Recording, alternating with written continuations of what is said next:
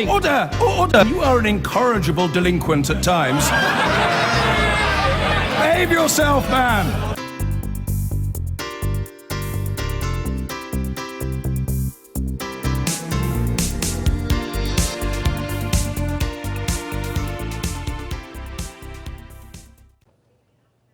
Coming up right now, in actual fact, the Chancellor's autumn statement. We're going to discuss that because in the Chancellor's autumn statement, 60 Conservative MPs, I'm a little bit confused here, but I know we have got Andrew Lansley there.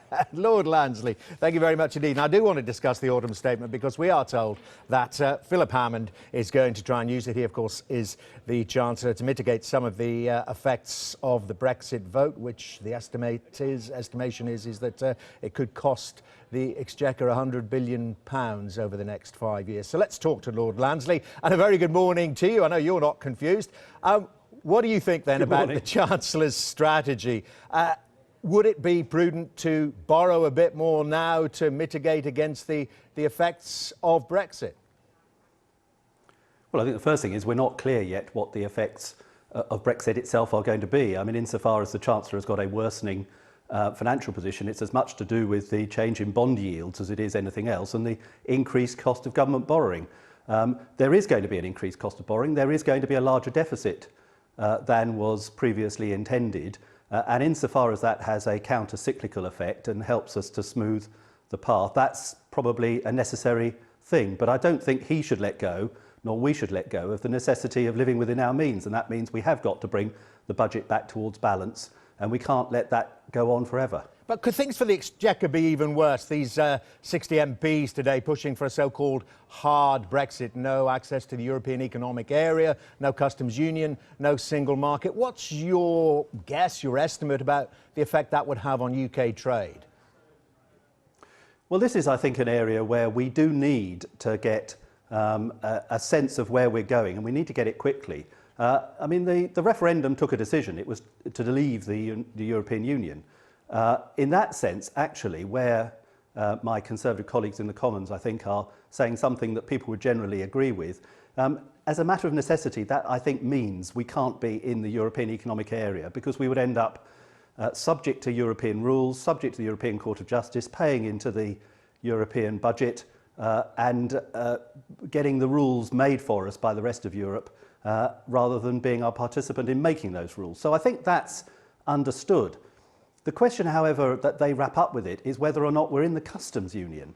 And I don't want to get bogged down in the detail too much, but actually people didn't decide to be out of the customs union. They decided to be out of the European Union, and it is perfectly possible to have a customs union while we are not actually subject to all the other aspects of European Union legislation which people want to get out of.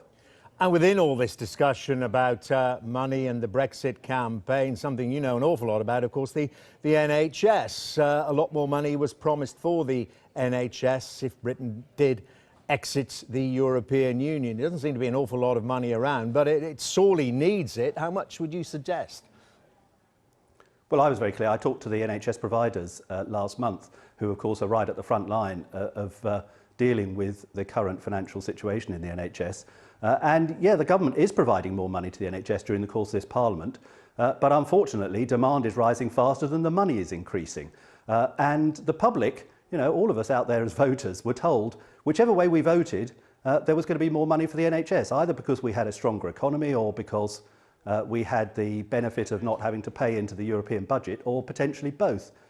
Now, to me, what that means is toward the end of this Parliament, at the point at which our contributions to the European Union reduce, there is an expectation on the part of the public and the NHS that there should be an increase. And I think actually by the end of this Parliament, in order to put the NHS on the right path for the future, it will be something of the order of £5 billion extra a year by about that stage.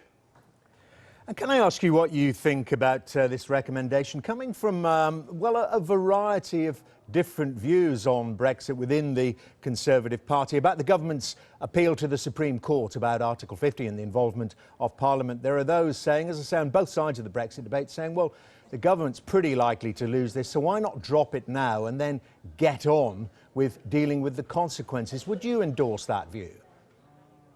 Yes, I would. I read the High Court judgment and I thought it was, in the end, compelling in the argument that the government did not have the power to notify under Article 50. So unless the government were somehow to argue, which it hasn't argued, that Article 50 was not irrevocable, Article 50, the notification, has the necessary consequence that it substantially changes what would otherwise be statutory rights for people in this country.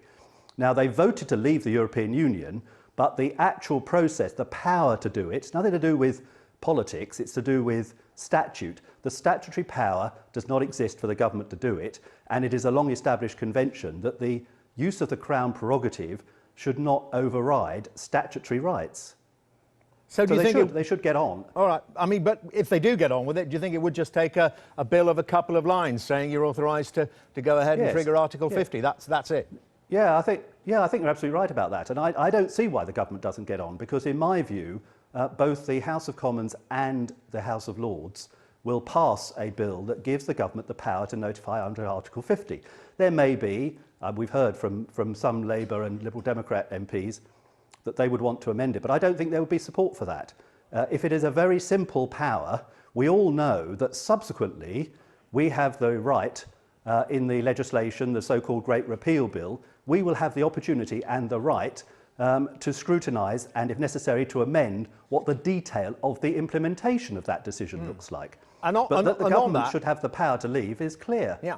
But on that, then, we're closing in on negotiations. They formally start perhaps on the 1st of April, maybe a little bit before that. And I just want to ask you about the groundwork being prepared for that, in particular by the point man on it, the Foreign Secretary. Do you feel he's been rather sure-footed enough at the moment with his insulting of the Italians, German politicians saying they can't stand being in the room with him, and using a B word to the Czechs? Well, I mean, the truth of the matter is, it's the Prime Minister who's going to lead the negotiations. Let's not kid ourselves about that. She, David Davis, Boris Johnson, Liam Fox, Philip Hammond, there is going to be a collective decision by Cabinet, but it is the Prime Minister's lead that really matters. She's been very clear, I think, that and she actually has a lot of confidence in her on the part of her European colleagues. They've dealt with her. They knew how, for example, I knew personally, I could see how she dealt with the thorny issues of justice and home affairs and struck a pragmatic decision. Now, that's what they're looking for. That's what we're all looking for, is something that is pragmatic. And to be perfectly honest, what some of the 60 colleagues who are talking about simply walking away from the customs union, we've got to think about these things. There are estimates that suggest it could add 4 to 5% to the cost of export or import of goods to go through that kind of customs formalities, to deal with the rules of origin difficulties, to deal with these formalities. We don't want that. We may be able to avoid it. And frankly, most people I talk to don't think being out of the customs union for the export and import of goods and complicated supply chains that we have at the moment makes sense. But I think we can be in the customs union, but still have control over freedom of movement, have control of immigration. It does not necessarily require contributions to the EU budget, and it doesn't necessarily require control by the ECJ. And in fact, the issues that really matter in the negotiation will be about immigration, about budget contributions, and about how we cooperate with Europe in terms of setting standards, making laws, and resolving disputes. Okay. That's where the negotiation should take place. And I think this thing about getting out of the customs union, that really is cutting off our nose to spite our face. We want access to the single market, and for people who manufacture goods in this country, being in the customs union is a no-brainer. It makes sense and makes life easier for them. It's not about tariffs, it's principally about rules of origin and dealing with the difficulties that would otherwise be in customs formalities. OK, Lord Lansley, great talking to you. Thank you very much indeed for all your thoughts. Andrew Lansley there, Thank you, former Health Secretary. Well, now, the Chancellor's autumn statement this Wednesday is expected to be pretty low on giveaways, as some query whether the economic cost of Brexit means the UK economy is in for a tough run, no matter what Philip Hammond, the Chancellor, announces. Well, Labour MP Chukwuemeka is a former shadow business secretary and a supporter of the Open Britain campaign. Conservative Dominic Raab is member of the Exiting the EU committee and was a Leave campaigner, of course. And a very good morning to you both, gentlemen. I'm sure you've got different views on what Mr Hammond should do. And I want to start with you, Dominic Raab, and it's that basic point. Do you recognise this figure of £100 billion that the OBR is going to tell us that the Treasury is going to have to borrow extra over the next 5 years? Well, we don't know what the OBR is going to say. What we do know... What do you recognise a large figure? Well, I don't know, but the forecasts have all been proved wrong so far. The IMF, the Bank of England and the official statistics have all gone back on those forecasts. So let's wait and see. What we know, hard developments in the economy. Last week alone, employment at record highs,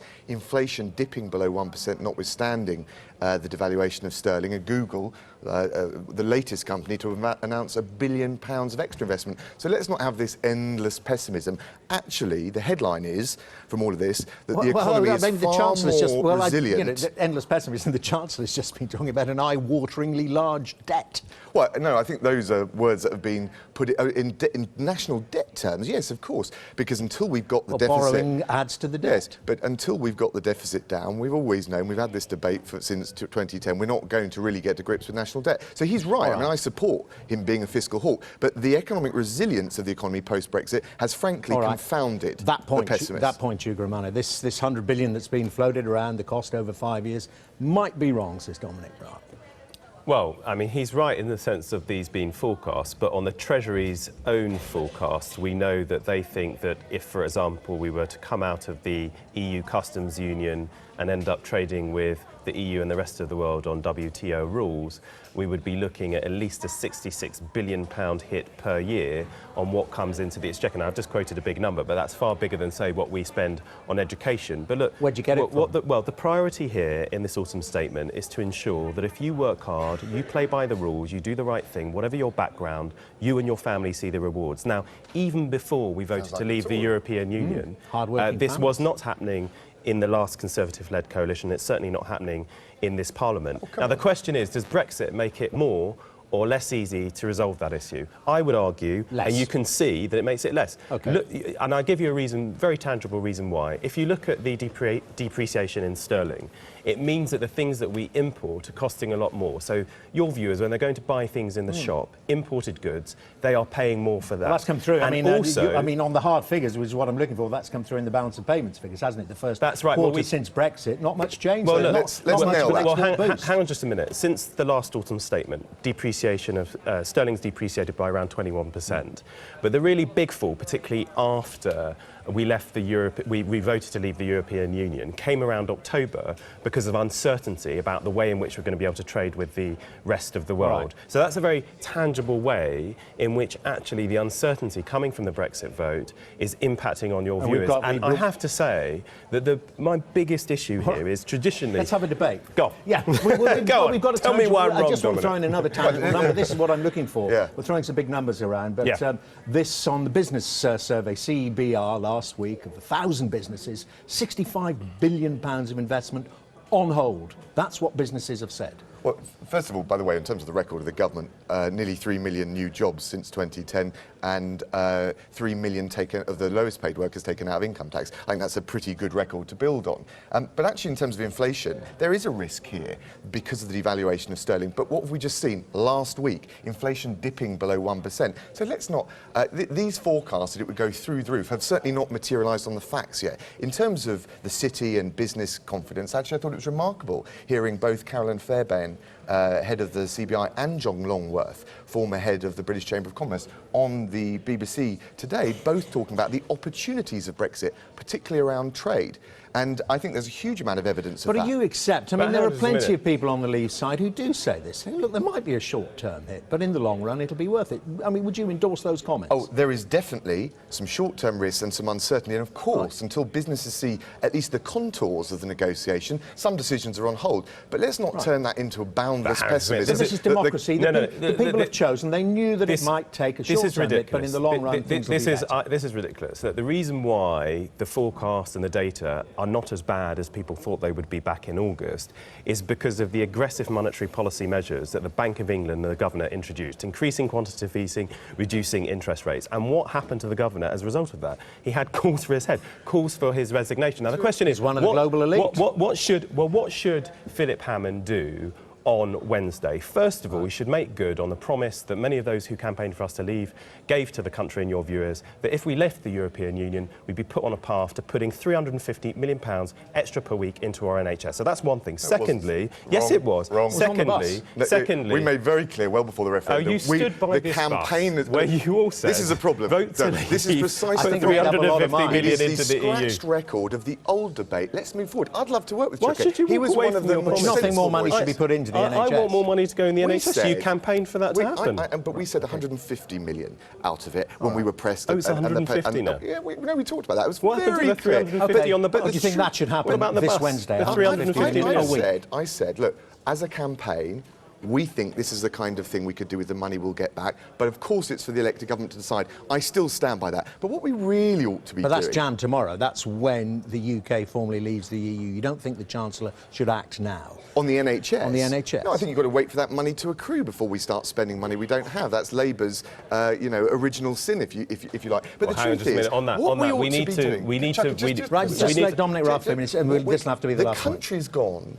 from the very polarised split to 3-1 in favour of according to YouGov this week, to the extent we can trust polls at all, making it work. So what we should do is not repeat and reheat the referendum debate, lock horns, work together, yes, mitigate the risk, but also seize the opportunity. The decision's taken, Sugarman, and that's what we're saying. Let's all work together. It is, but people like Dominic need to deliver on their promises. If they say they're going to put £350 million extra per week into the NHS, which they all did, then they should deliver it. But also, look, we are in turbulent demand in the medium term because we've got choppy waters ahead. He should improve investment in innovation, do we at least accept business investment the IMF in these things, because otherwise we're not going to be able to attack in the G7. productivity. Do you know what? We're going to continue this conversation when we've got the figures on Wednesday. Very I'm good. sure you'll be in all the studios. Good to see you, Chukwuemeka. Dominic Raab, thank you very much indeed. Now's Marine Le Pen in the French presidential elections. All questions for the week ahead.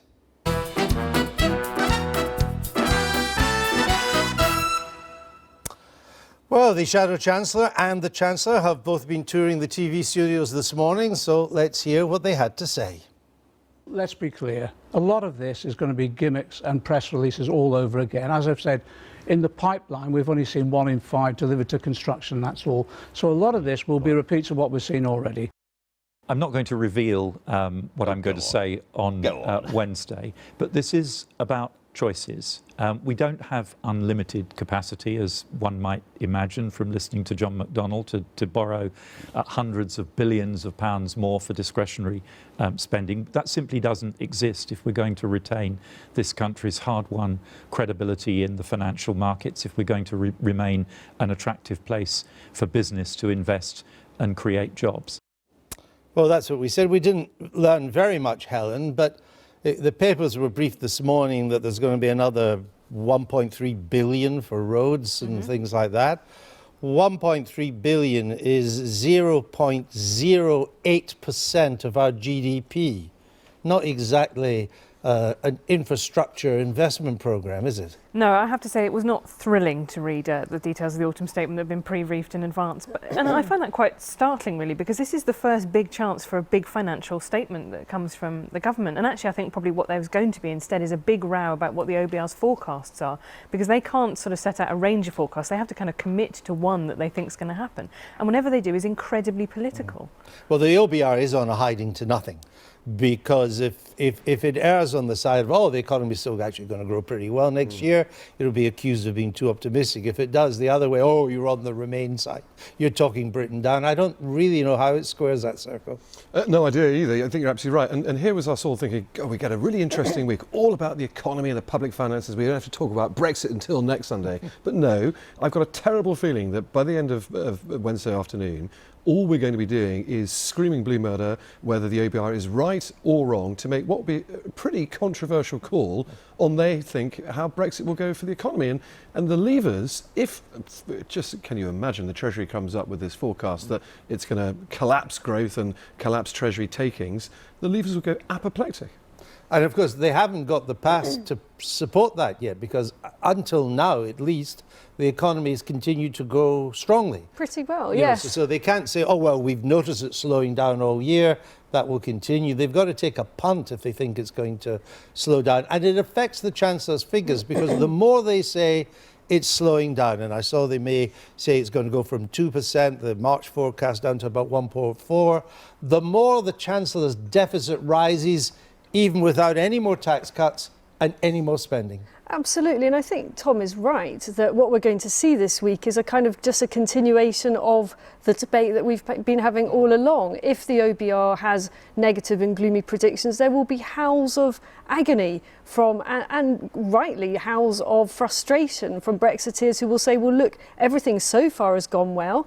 All those dire predictions before the referendum haven't come to pass, and now what you're doing is actually talking things down in a way that becomes a self-fulfilling prophecy. I would just take you up on your point about the money for roads, which you are very dismissive about, but every little helps. And, you know, one thing I would have liked to see him... Dismissive, just saying it doesn't amount to a fiscal stimulus in macroeconomic terms. I'm sure if you're on that road, it's going to be very useful. Absolutely, but perhaps we could just... One single road, because that's all about $1.3 billion. They're going to build this superhighway or something between Oxford and Cambridge, well, I would, as you would for the just managing classes. What I would like to see is them going out to Japan and learning how to fill a sinkhole in 2 days, as the Japanese can do. I think it took them a week, but nevertheless, they did it quickly. I would suggest that a road from Oxford to Cambridge is not for the just managing classes, and even though it goes through Milton Keynes, and that simply freezing duty, if you've made so much about people just managing,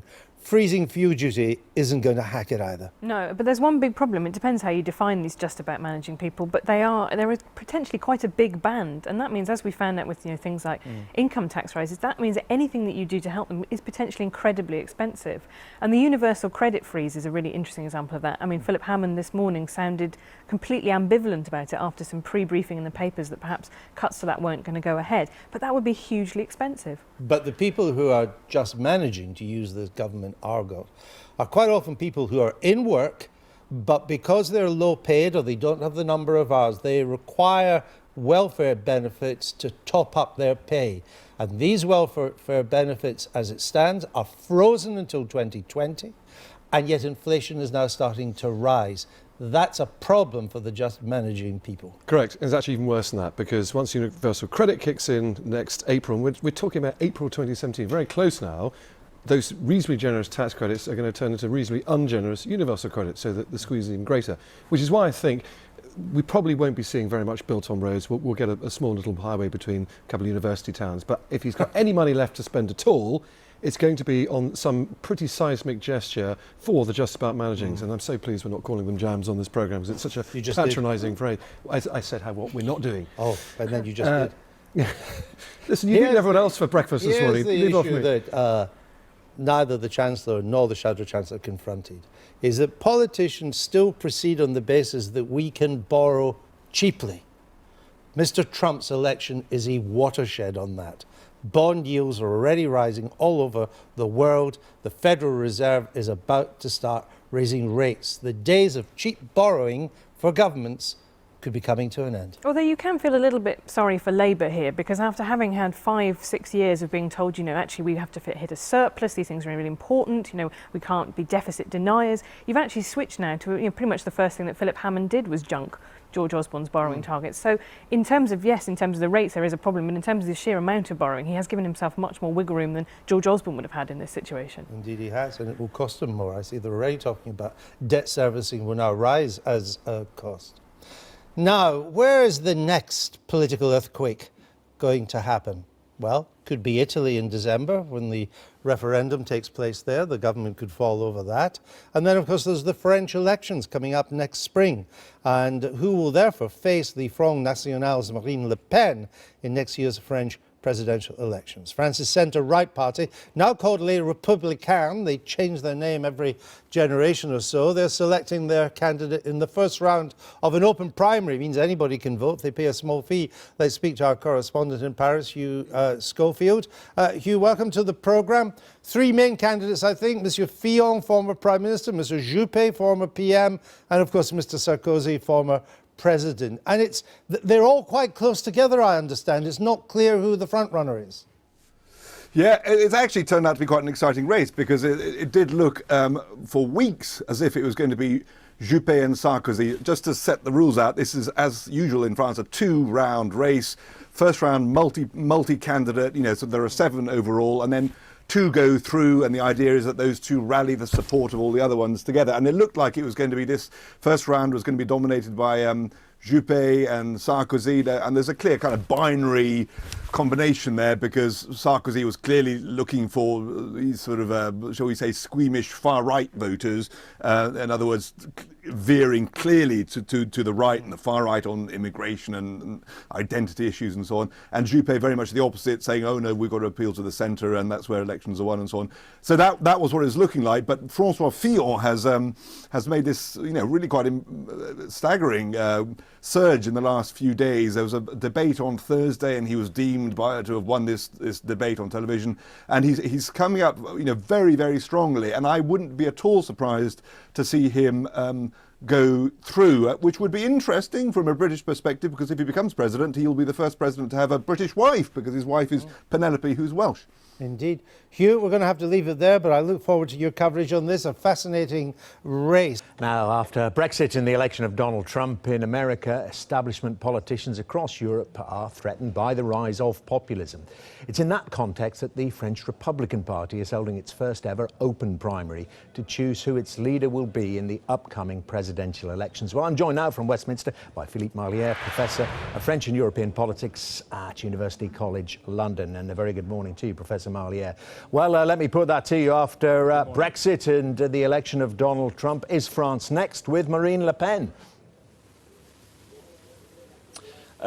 Not yet. I think she still has to compete in that election and get into the second round, which I think, according to all polls, she should manage to secure that position. But then, of course, win the decisive second round, which I think, according to polls as well, she wouldn't be in a position to do yet. So I think the main issue is really this open primary election within the main conservative party, Les Républicains, because the victor of that primary election has all chances, indeed, to become the next French president. Well, let's talk through the runners and riders and the contenders. Some very heavyweight contenders there on the Republican side, aren't they? Talk us through them. Alain Juppé, Nicolas Sarkozy and François Fillon.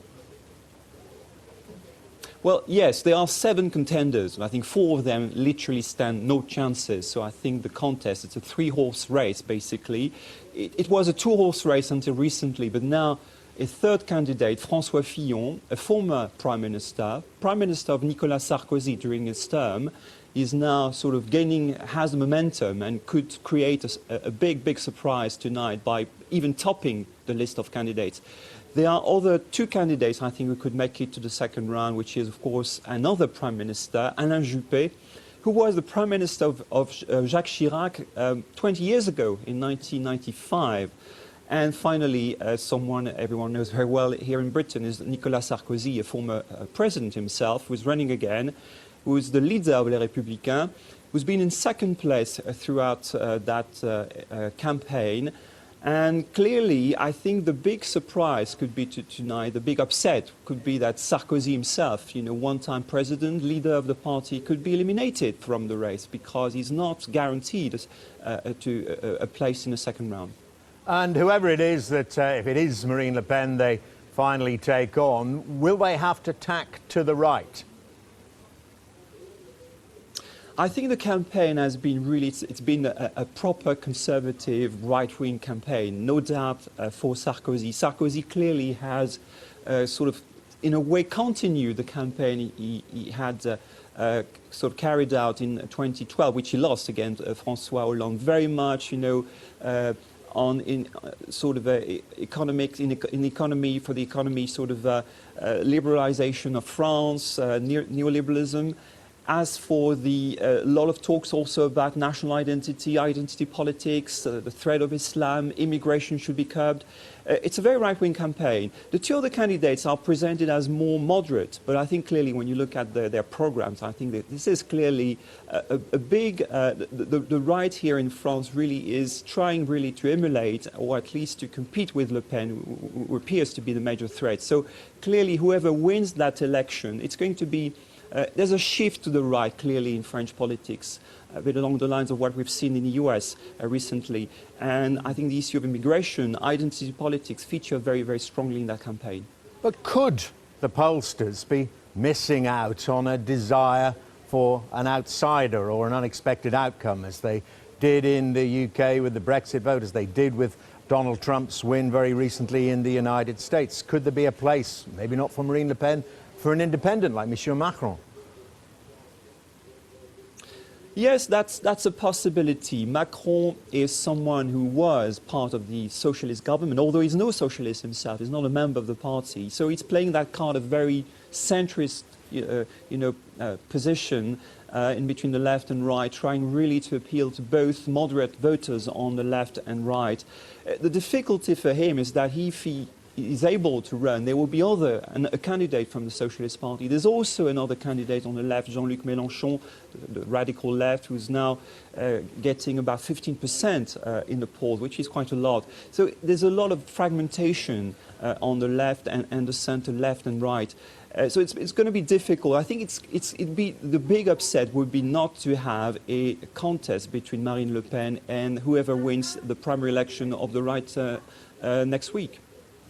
Well, Professor Marlière, thank you very much indeed for taking us through some of the options there in the upcoming French elections. Philippe Marlière there, Professor of French and European Politics at UCL, University College London. And I would suggest that the reason it's fascinating is that whoever wins this primary for the centre-right party is likely to be the next president. And who the next president is will be very important for Britain in its Brexit negotiations. And nothing will really happen until that's determined. Absolutely. And then, of course, after the German elections in October. But I would add one more very constituent part is that the most important thing that matters about the race tonight is who can stop Marine Le Pen. Because the French presidential races go into a runoff of 2. Marine Le Pen is almost certainly going to be one of those. So the socialist doesn't get through at all? They're pretty much finished. Hollande is not going to be a very good candidate. I think we all know that now. Macron running as independent has got too much of a cliff to climb. So which one of these 3 people, these 3 centre-rightists, can unite the entire country against Marine Le Pen and stop a triple? You know, we've had Brexit, we've had Trump, now we get Marine Le Pen. Well, if it's Mr. Juppé or Mr. Fillon, you've got 2 pretty much centrist French candidates there. If it's Sarkozy, it's the battle of the right. In this campaign so far, Mr. Sarkozy, in some areas, has moved to the right of Marine Le Pen. Well, and I suppose he feels that he has to in order to take the wind out of her sails. And if she can't succeed this time, you wonder whether she could succeed later on. Talking to some French analysts last night, there was the suggestion that she can't make it on this occasion, but she could win in the next French presidential elections. But all the events in France of the last year seem to provide the most propitious circumstances for her to do well. And particularly you throw in Trump, you throw in Brexit. Supposing it's Mr. Sarkozy. And he goes through and he wins the Republican nomination, and he and Madame Le Pen go through to the second round.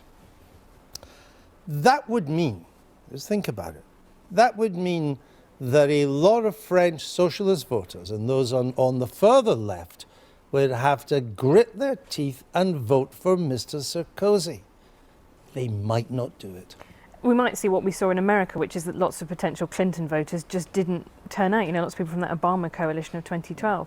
But you have got politicians like Jean-Luc Mélenchon on the far left saying similar things, actually saying about these workers taking the bread out of French workers' mouths. So actually, you might find lots of voters on the left who are also attracted by an anti-immigration message. Well, of course, what we forget sometimes, because we tend to emphasise the nationalism of the National Front, but actually their economic policy is quite Benite. It's protectionist and support for big companies and workers and all the rest of it. That's what the French like. Also, Sarkozy he's the Hillary Clinton candidate of the French elections, isn't he? You know, he is the man facing all sorts of judicial inquiries. He's Mr. Bling, he's Mr. Establishment. Actually, Mr. Juppé and Mr. Fillon have faced the same. Well, that's what worries me about that French trend. That centre-right coalition, actually, is you've got 2 former prime ministers and 1 former president. So you have got 3 establishment candidates essentially running against an anti-establishment candidate. And as you say, those are very populist economic policies from the Front National, compared with 3 people in the centre-right primary who want to raise the retirement age, cut back on the 35-hour week, which are not classic electoral catnip. It's going to be fascinating, and I hope we get lots of coverage of this French election, almost as much as the American. Mr. Juppé used to be mayor of Bordeaux, and of course we are the biggest importers of claret, so that might help on the Brexit. In 2002, when I covered it, when it was Mr. Chirac against Madame Le Pen's father, the socialist campaign slogan was, "Vote for the crook, not the fascist." Mr. Chirac being the crook, Mr. Le Pen being the fascist. We'll see what they come up with this time.